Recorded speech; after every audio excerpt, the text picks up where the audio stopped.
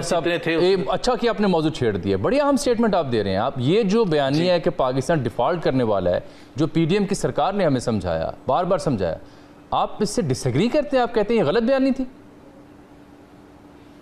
تھی, اور اس کا بڑا سمپل سیب ہے, کوئی اتنی راکٹ سائنس نہیں ہے.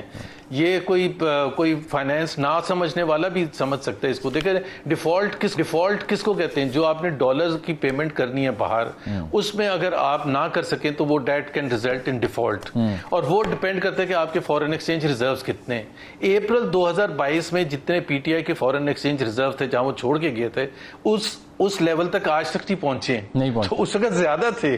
اس کے بعد مسلسل کم ہوئے ہیں.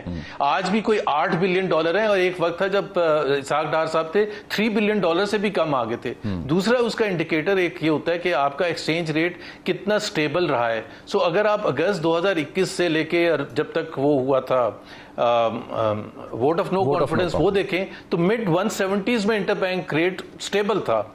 اس کے بعد آپ نے بھی دیکھا کہ 340 تک بھی پہنچ گیا, اور وہ بھی 340 بھی ایسے کہ لوگوں کے لیے اتنی مجبوری ہوتی تھی کہ وہاں لکھا ہوتا تھا منی چینجر کے پاس 310, اور لوگوں کو کہا جاتا تھا میں آپ کو 335 کا دلا دوں گا.